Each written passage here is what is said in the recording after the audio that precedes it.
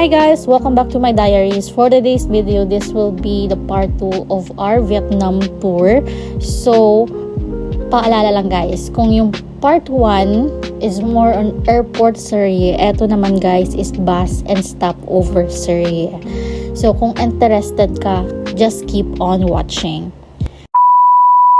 So, ayun na nga guys, kakalapag lang namin here in Noi Bay International Airport and yung tour guide namin naghihintay na sa labas. So, by the way guys, yung tour guide namin, yung bus driver and yung bus is yun yung kasama namin throughout the travel here in Vietnam from Noi Bay International Airport to Sapa, Sapa to Hanoi, Hanoi to Halong Bay, and Halong Bay to Noi Bay International Airport kasi hindi na sila nagpapalit-palit. And they are very well recommended guys. Yung name pala ng tour guide namin is si Brother Hang. So nung lumabas kami, nagtipon-tipon lang kami by group. Yes guys, by group. Kasi before kami umalis ng Pilipinas is dinivide na kami into 3 groups. Kasi sobrang dami namin and hindi kami magkasya sa isang bus. So dinivide kami. So yung group ko is assigned to bus 5 while yung other group is bus 6 and bus 7.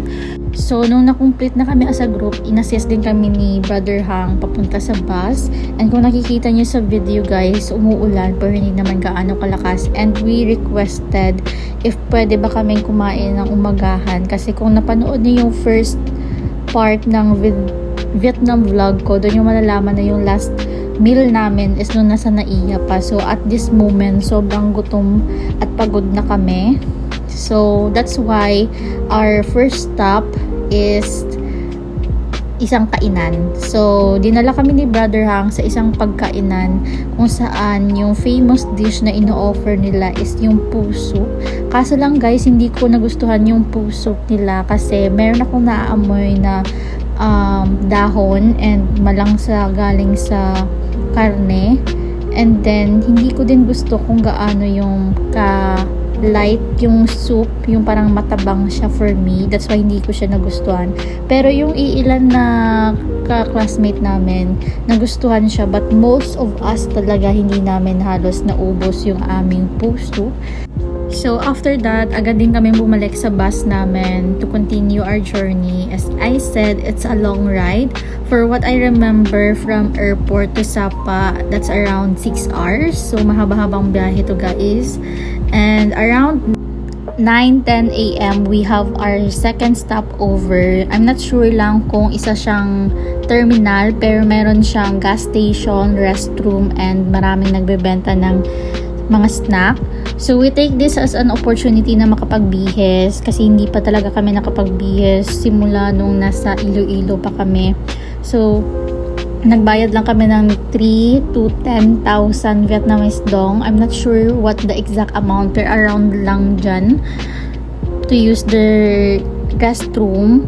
And then after namin magpalit, bumili na din kami ng mga snack, and yung binili ko is yung iced coffee from Takeaway Coffee. I highly recommended yung kanilang milk coffee guys kasi sobrang sarap and very affordable siya guys. So after makapamili and magbihis yung kakasama ko, bumalik na din kami agad sa aming bus to continue our journey. So around 10:40 a.m. naman nung third stopover kami. So, nag-stop over kami sa isang restaurant kasi lunchtime na din to. So, we have our lunch here. Pero lang guys, meron siyang na hindi ko talaga siya gusto, yung mga food here sa Vietnam. Yung mga, parang yung kanilang food talaga. Although very siya appetizing yung kanilang itsura, pero pag once kasi naamoy ko na mayroon akong naamoy sa kanilang food, hindi ko siya tinatry, and doon ko na-realize na hindi talaga ako explorer and may pagka-picky eater talaga ako. So I end up eating scrambled egg sa aming lunch. So after namin kumain, bumalik na din kami agad sa bus. And we're headed to our last stopover before we reach Sapa. So, around 2 p.m., nung dumating kami sa aming fourth stopover, isa siyang pasalubong shop. Maganda yung pasalubong shop nila kasi meron silang free taste of coffee. Kaso lang guys, meron kaming bad experience ni Karil and yung dalawa naming ma'am kasi kulang yung sukli na binigay nila sa amin.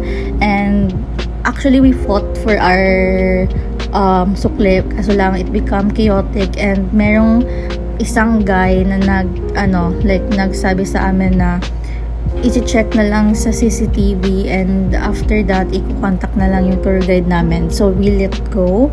Nung natapos na kami bumili ng pasalubong, agad din kami bumalik sa bus and this time guys, wala nang stopover kasi diretso na talaga tayo sa Sapa.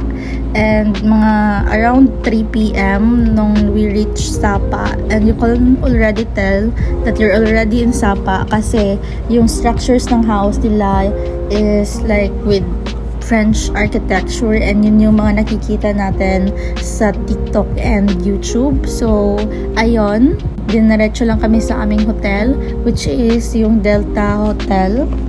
So, that's it for now guys. I'll make another part 3 kasi sobrang mahaba na tong mini vlog ko. It's a continuation ng aming ganap today. So, if you're interested, abangan yung part 3. So, again guys, thank you for watching!